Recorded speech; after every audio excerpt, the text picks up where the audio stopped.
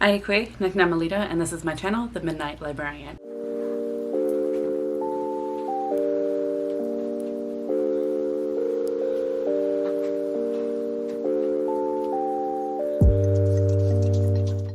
Today I'll be going over my March 2022 wrap-up. So, as you can probably already guess, I didn't quite read all the books on my TBR. I'm hoping that will be better come April, because it's if you haven't seen my April TBR, it's relatively, I think it's doable. Not to say that March wasn't. I just ran out of time. So I really utilized audiobooks and have been utilizing audiobooks. And with that, it just becomes based on availability. I definitely tried to utilize my library through the Libby app as well as Libro. The problem with Libro is that you have to pay for it. Libby, you don't. And some of the books that I already have physically, I have a problem with wanting to pay for another copy of it audibly, though I'm thinking with a lot of nonfictions that's gonna have to be how I'm gonna go. So I'm gonna alter that slightly of just try to hold off on buying books if I'm gonna read them audibly, and if I enjoy them, then buy the physical version. I know this is something that my brother utilizes a lot as well. So yeah, anyway, March. I feel like March took, in a way, it lasted longer than I expected. I think about March 20th, I'm like, wait, what? Like I remember at one point I had a bunch of books checked out through Libby to listen to, and was just kind of having my pick, really. And so it's like I would listen to one, and then if I wasn't feeling it, just return it and listen to another one. So I feel like there wasn't a rush to it, while with February I felt like it was crunch time. So for the month of March, I did soft DNF one book, which I will talk about, and then I have two books that I haven't quite completed yet. One is going to be rolled over to April, and the other, I believe I will be able to complete it by the end of the day today. It is March 31st. I only have 2.5 hours left of the audiobook, so I'm just going to go ahead and count it. But the other two, so the soft DNF, if you saw my first vlog of the year, I did a 4-day reading vlog that was more like a gardening vlog. And then I occasionally chatted to you, updated you about what audiobooks I was able to complete. And I think at the end of that vlog, I said that I was going to continue listening to Kingdom of the Wicked by Carrie Maniscalco. I ended up soft DNFing it because ultimately I just wasn't feeling the audiobook. It was fairly distracting and ultimately fairly over dramatic, in my opinion. Not that anything against the narrator or how the audiobook was formatted, it just wasn't for me. There were certain elements effects that would be really cool if I had a visual element with it as well. If I was reading this as I was listening to it, I feel like it would be different. But as it was just a little distracting. And so what I'm gonna go ahead and do is I soft DNF'd it, and then hopefully I'll be able to pick this up physically at some point. So there's that. And then the book that I'm not finished yet, that I don't think I'll be able to finish for this month, is actually the one that I wanted to finish because I wanted the conduit for the magical readathon for the Year Up week-long readathon that happened in March. And for that is Menhunt by Gretchen Felker Martin. So I am, how far into this am I? I am about 50 pages in. I am enjoying it. It's not what I expected, and I'm kind of glad of that, honestly, because I read the back and had a feeling about some things, and then when I actually started getting into it, I'm like, oh, okay.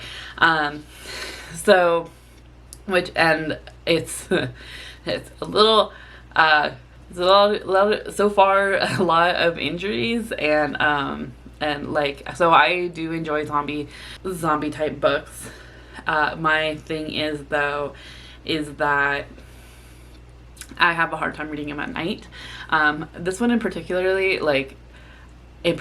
I ended up reading a chapter or two before we went to bed, and then every noise, I swear, had me jumpy. So probably not the best, which sucks because I finally managed to like be able, like, had a routine of reading a chapter before I went to bed. So I'm gonna have to find a different time to read this one. So, but I do hope to be able to finish it and have it in my April wrap-up. Now let's get into my stats for March for the books that I did complete, or that I have a feeling like I will be able to complete today.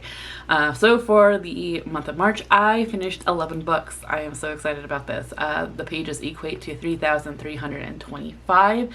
That's, yeah, like almost 1,000 more pages than what I have usually done. So like this was a good, like, as much as I kind of veered away from my TBR, this was pretty good. My average rating was 3.9. In terms of the rating breakdown, I have 0 1 stars, 0 2 stars, 1 2.5 star, 2 3 stars, 1 3.5 star, 4 4 stars, and 3 5 stars. So that's pretty, I'm liking this.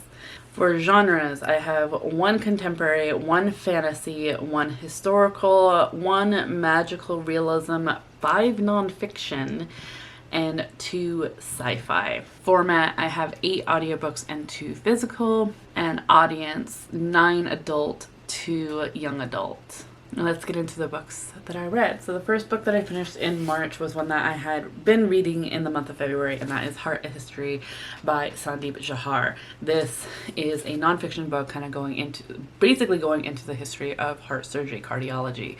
And Sandeep Jahar is a cardiologist. We also get his kind of personal history in terms of why he went into cardiology and his family's history with heart disease. This one was really interesting. I think, what I give this? I didn't rate it very highly though. It's a 3-star. It was fine. There was some issues with it that I had. Some content warnings, animal experimentation, and animal deaths. I kind of figured this would happen with like medical nonfictions, and particularly medical history. But it felt like a lot. There's also mention of 9/11 and also graphic depictions of injury, blood, and death.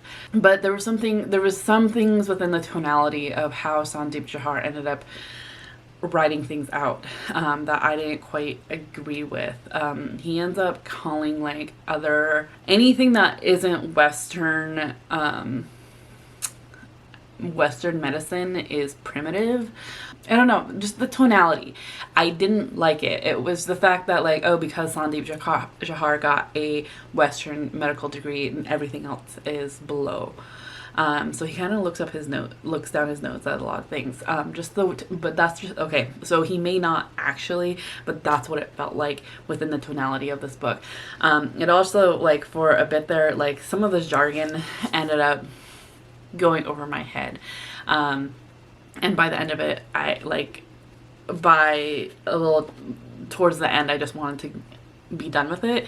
But it was an interesting book. It was an overall very interesting, but not the best nonfiction I've ever read. Next, I ended up reading We Are Not Free by Tracy Chee. I actually listened to this via Libby, and it through as an audiobook.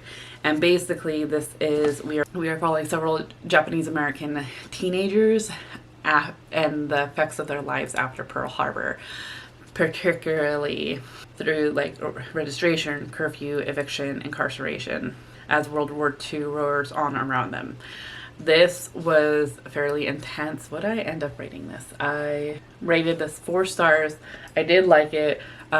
However, this is like the problem I run into when it has a bunch of characters, is that I lose track of who is who.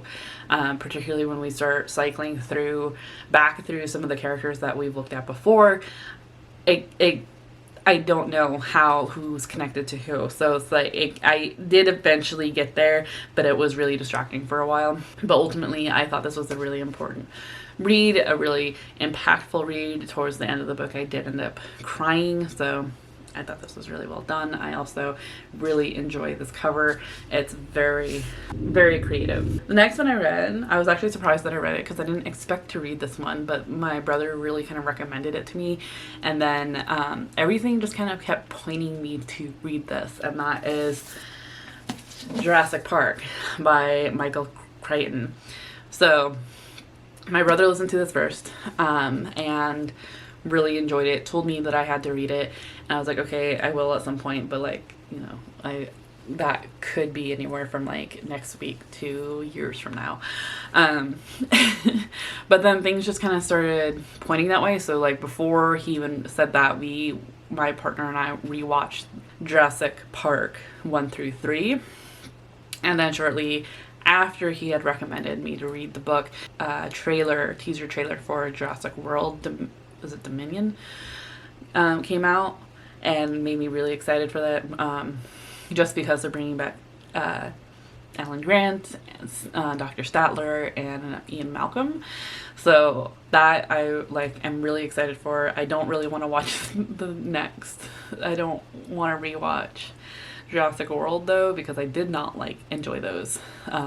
Either one of them. The second one more than the first. And then when I went to get some food on campus, one of the food vendors, they have trivia every day, and if you get the trivia right, then they knock $1 off of your food. And the trivia was, what's the name of the island that Jurassic Park is on? And I could not remember that particular island's name. I could only remember the second one because we had just watched Jurassic Park 2 and 3. So it's what? I could not figure it out. So I had to look it up. So now I know it's Island Nublar. And there was, and then my coworker was super excited because we have a 3D printer that student staff and faculty can use for free. We just need to submit files or create a file and submit it, and someone will 3D print something for us. And my coworker came up to me really excited because she had recently printed out a T-Rex skull and had offered to print me. We started talking about Jurassic Park and how excited we were, and I'm just you know what, I'm just gonna have to read this book. And then shortly after, she gifted me, which is so cool, this if you've seen Jurassic Park 3, Dr. Alan Grant uses this to, it's the call that's inside a velociraptor's head that lets them communicate with one another. This is just essentially a whistle. But the fact that it actually makes noise is pretty cool. It's not the noise that I was hoping for. Obviously I want it to make the cool noise that was in Jurassic Park 3, but whatever, I'm still excited. I thought it was still really cool. But yeah, I read Jurassic Park. This was another one I listened to. I actually really did enjoy this. I thought some of this was even more creepy and freaked me out more than Jurassic Park did. This is essentially basically I want to do a movie review for this as well, but basically everything that's in Jurassic Park 1 through 3, not everything, but they pick out of this one book. It felt essentially the movie dimmed down some of the characters' traits that were in here. The whole time I was why isn't anyone listening to Malcolm? I don't know. It was really interesting. I think, what did I rate this? I rated this a 4. I'd probably move it up to a 4.5. I thought the ending, towards the ending, not when they get off the island, but just before that, there's they end up trying to find the velociraptor nest, and it just felt very meandering and just a weird way to confirm a theory that they had. But other than that, I really did enjoy this book. The next book that I read, I don't have a physical copy of, so my apologies. And I won't get a physical copy of it, if I'm being completely honest. That is Packing for Mars, The Curious Science of Life in the Void by Mary Roach. This is my second Mary Roach book. The first one I read from her was Stiff, and I'm finding that I'm just not enjoying her writing. This is the second chance I gave her. I still don't still not liking it. There's one more I want to try to read from her, just because I am curious about it, but I have a feeling that... So the other one I want to read from her is Fuzz, but this one, Packing for Mars, like, I have a feeling I'm just not going to like Fuzz, but like at the same time I'm really curious about the content. But her writing style is... I don't enjoy it. So Packing for Life on Mars, The Curious Science of Life in the Void, basically she has questions about those who go to space, about like the different things that go about it. So it's like at one point she's like, and she kind of goes over just the curious questions that she has of just like, do people have sex in space? How does that work? Or like, how do you use the bathroom? How does that work? Just different various like questions that people may have about like like kind of like the mundaneness of being up in space, and like and that and like I said, like Mary Roach has an interesting writing style, and it's not necessarily one that I am completely against. It's just the way she does it I don't like. It feels like she inserts her opinion a lot, and to the point where it's almost like she's not trying to persuade you, you're just supposed to think this way. And that's what I got from Stiff. That's what I got from Packing for Mars. I have a feeling that's what I'm going to get from reading Fuzz. So I ended up rating this 2.5 stars because, I mean, the science was overall interesting, but like her inserting herself into the book so often was just distracting. I also felt it was also just really interesting too, that one part that was interesting, and I'll talk about this again for the next book that I ended up reading, was that there was an element from Stiff in Packing for Mars, because there was like impact. They were using cadavers to do like impact testing, and she mentions that in Stiff, but she also mentions that for Packing on Mars. And I thought that was interesting, because it's like, oh, that makes sense that if you're writing about like you have different projects going on, but they interconnect somehow, it would make sense that the book that you had about dead bodies or cadavers would also have would be a small element in space travel. So, you know, it's just that connection was pretty fun. The next book that I read was for the Magical Readathon. Oh, sorry, Jurassic Park and Packing for Mars counts for the Buzzwordathon for the month of March, which was location in Jurassic Park. I mean, as a theme park located on made up islands off the coast of Costa Rica. And then Mars is obviously a planet. So then this next book is actually for the Magical Readathon Gear Up one, the Gear Up mini Readathon. And this was to pick my my annual companion of sorts, my familiar, because I'm in Order of the Crescent Guild and I get to choose that. And I was able to read something off my TBR finally, and that is The Soul of an Octopus by Sam Montgomery. This one I also read. It was available.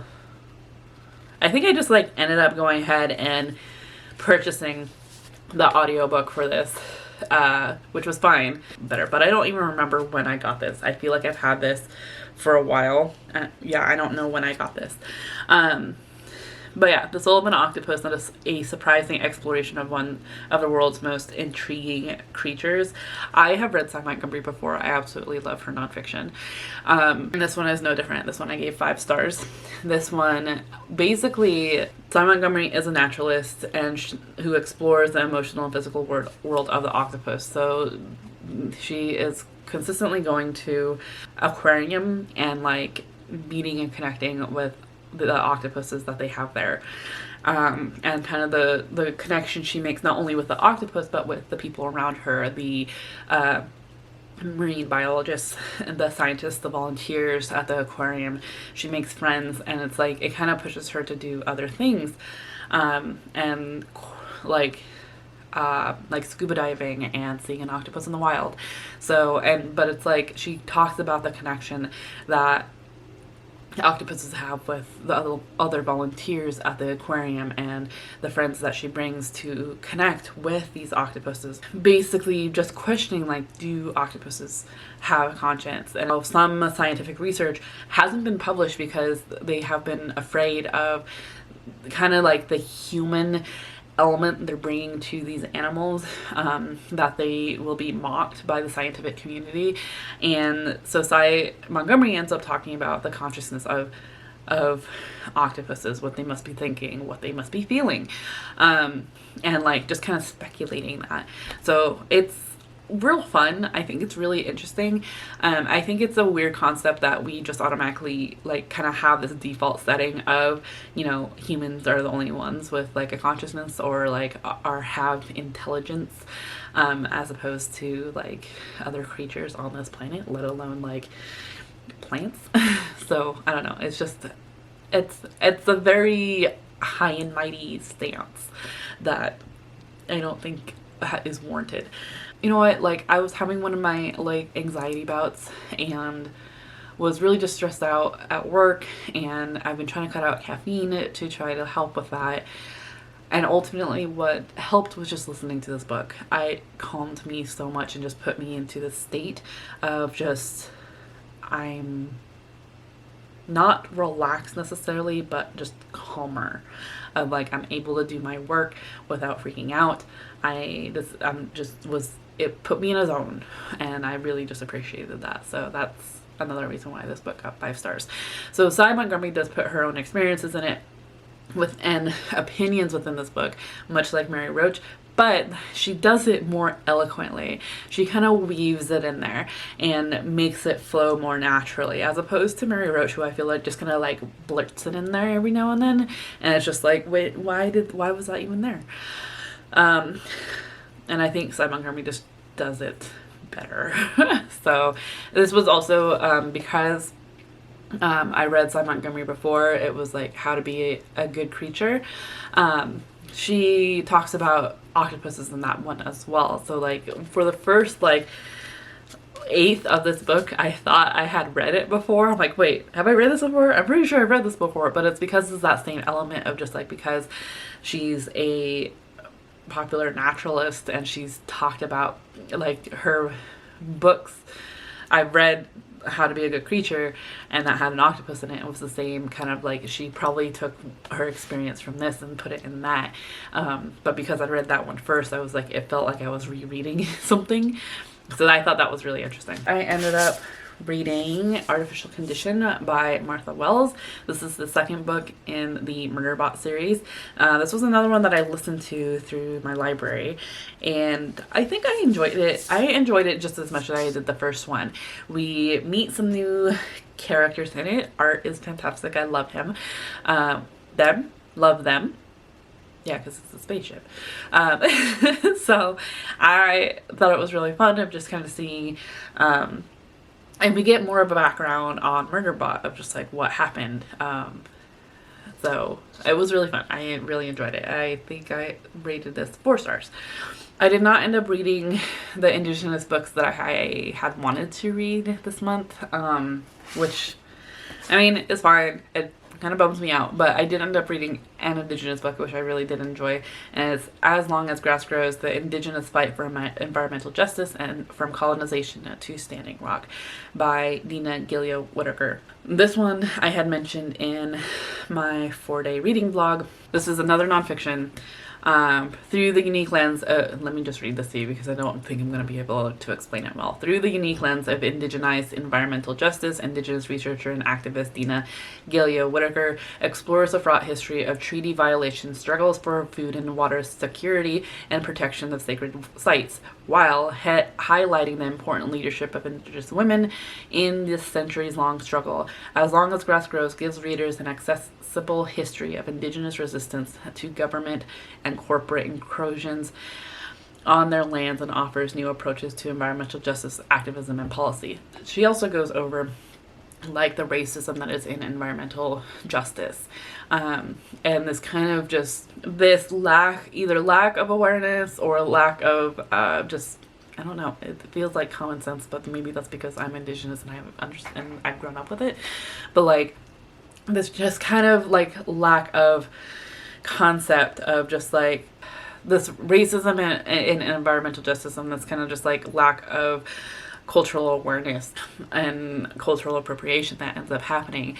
So like she briefly touches upon like the hippie movement and like what that was inspired by as well, or like even state parks, as well as like this thing of just like environmentalists thinking they know, non-Indigenous but environmentalists thinking they know better than Indigenous people, or like when an Indigenous tribe, nation, or community ends up wanting to do something on their own lands, and the society, the community around them is like so up in a roar about it, despite it being on Indigenous land, like ends up bringing up environmental concerns like we don't know better. I know that's something that has been mentioned here locally before. A rancheria had wanted to build a casino on their own land, and everyone had an opinion about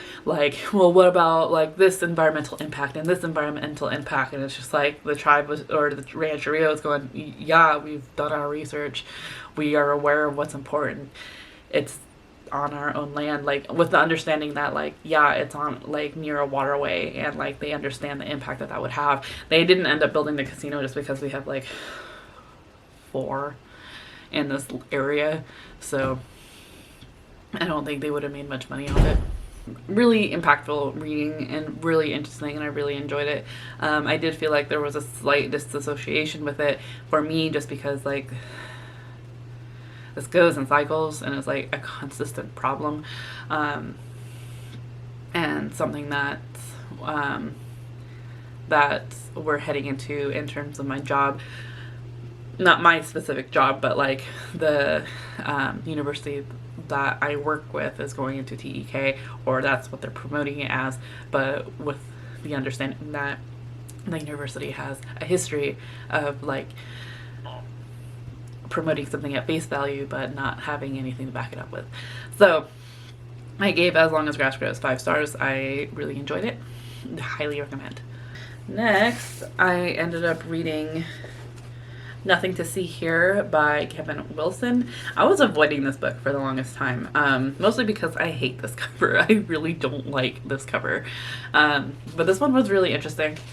I ended up listening to it through my library because it was available, and immediately recognized the narrator, who was Marin Ireland. So Marin Ireland narrated Sleeping Beauties by Stephen King and Owen King. That one I didn't like so much, but this one I like the narration.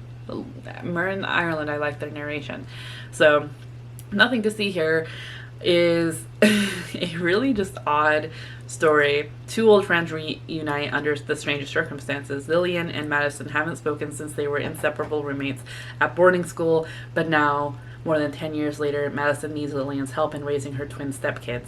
The catch is that the twins spontaneously combust when they get agitated, their skin igniting with beautiful, startling flames. Lillian accepts the job, and over one humid, demanding summer, everything she thought she knew about love, family, and empathy is turned completely, irreversibly upside down. This was a fantastic one to listen to. I really did enjoy it. It was really weird, but in the most mundane way. Like, it's okay, these kids kind of spontaneously combust, and like we kind of go about our, like, figure it out and keep going. So it was fun and interesting. I rated this 4 out of 5 stars. So yeah, it's fun. Despite not liking the cover, I ended up getting the physical book because I thought it would be one to like look back on or to like reread at some point, but I do like the audiobook. Marin Ireland does a good job. So next, I'm also surprised that I read this, but this was also available through my library, so I figured why not. And this was The Nest by Cynthia Dupree Sweeney. This was one of the books that was on my like books that will self-destruct in 12 months.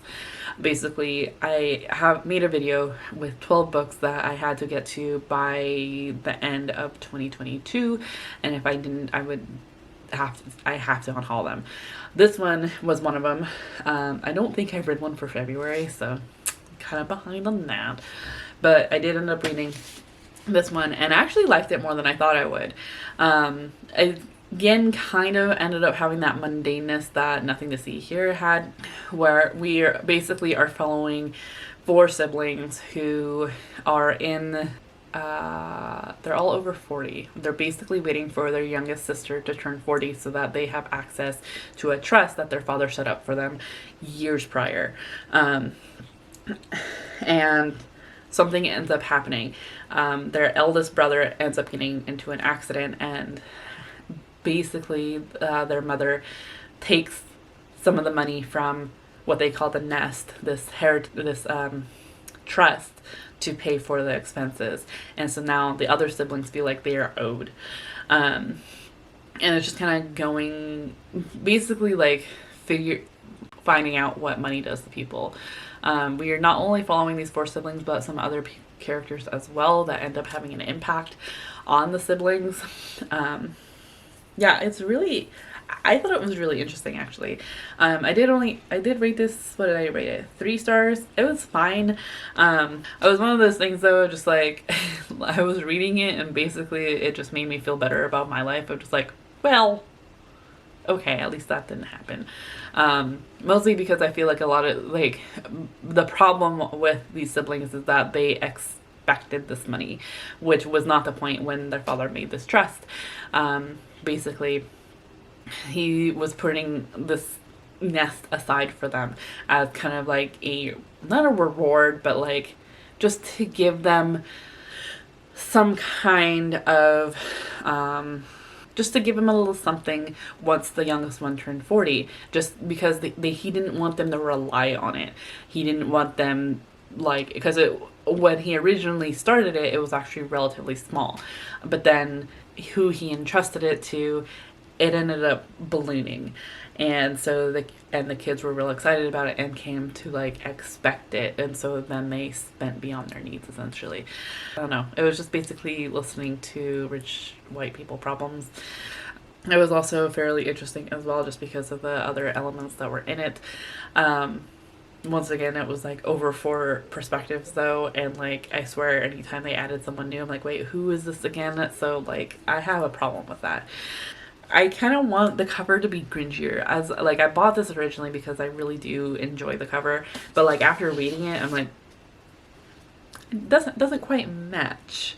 Like I get what it was going for, but it's like, okay, so my cat ended up like putting some dirt on it, and I feel like if it was a little grungier, mostly because I don't think clean when I think New York.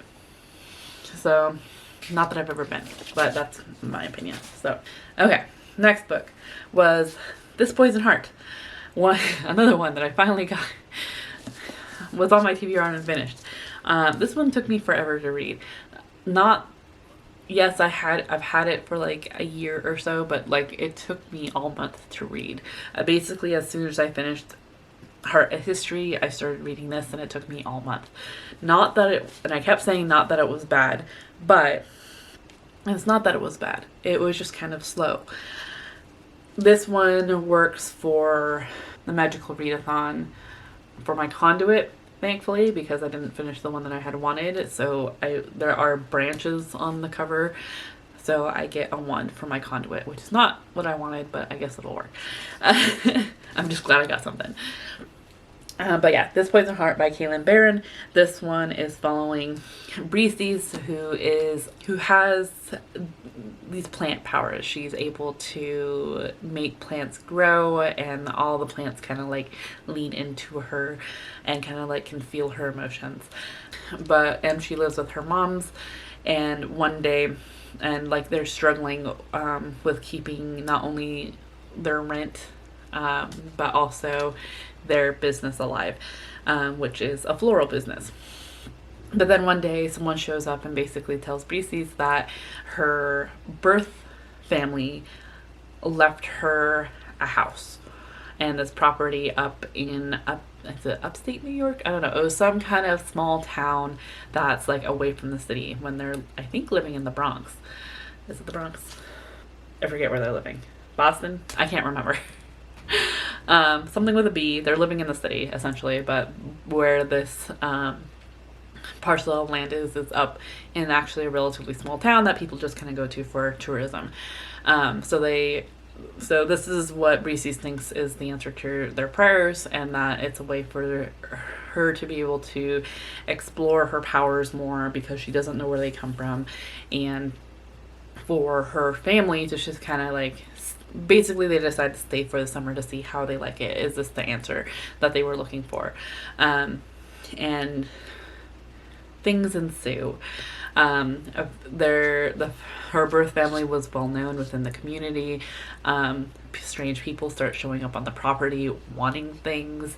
There are a bunch of dried plants and an apothecary within the house, and Breezy has to figure out what Hecate and Medea has to do with her family, with her birth family. So, yeah. Like I said, it was relatively slow. I really liked the thought of the botanical magic. It was really fun and interesting to me, but like it felt like I wasn't getting answers quick enough.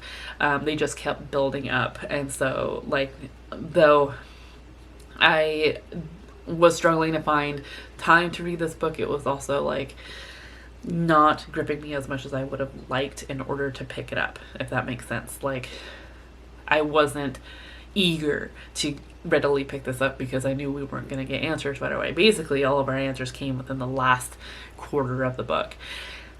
And then, like,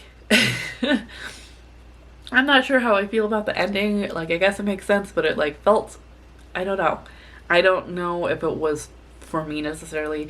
I know I will read the sequel to this that's coming out in June, I believe, just because I am curious where it's going, but I felt like this was really slow paced through the first 3/4 of the book, and the last quarter was like go, and I'm just like, what just happened?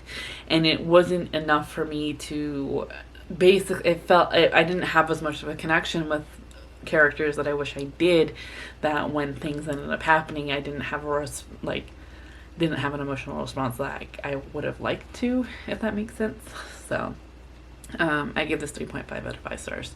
I will be picking up the sequel. My last book that I still need to finish today, which I will finish today, I'm making that a point, is The Trouble with White Women by Kyla Schuler, a counter history of feminism. So I had mentioned this in my 4-day reading vlog, because I did start this at one point and then put it aside for Carrie Maniscalco's piece, and then ended up pausing that anyway. So I picked this back up, and I'm glad I did.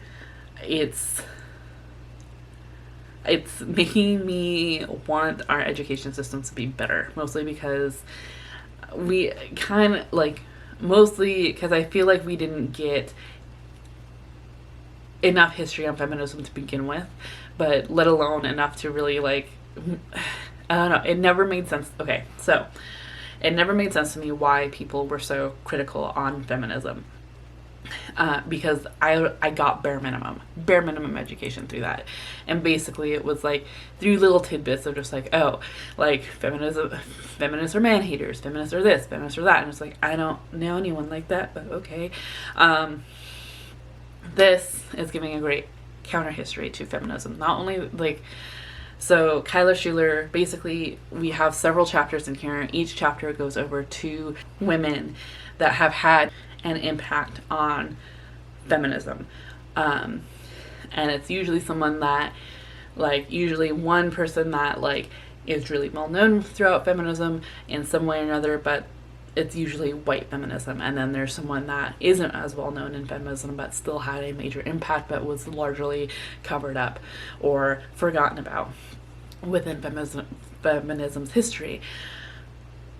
And Kyla Schuler just kind of like just goes over these people and like what they did and didn't, what they ended up doing. So it's like at one point, and I like the perspectives we're getting in here, like, for someone who didn't know much of anything about feminism, this was fantastic.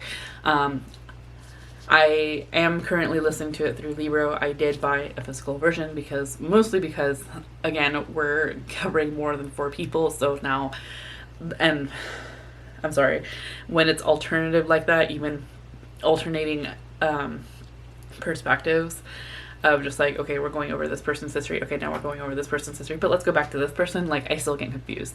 So I would like to go through this again and like take notes and definitely like highlight or like look into some of the people that she talked about in here so that I can look into it further.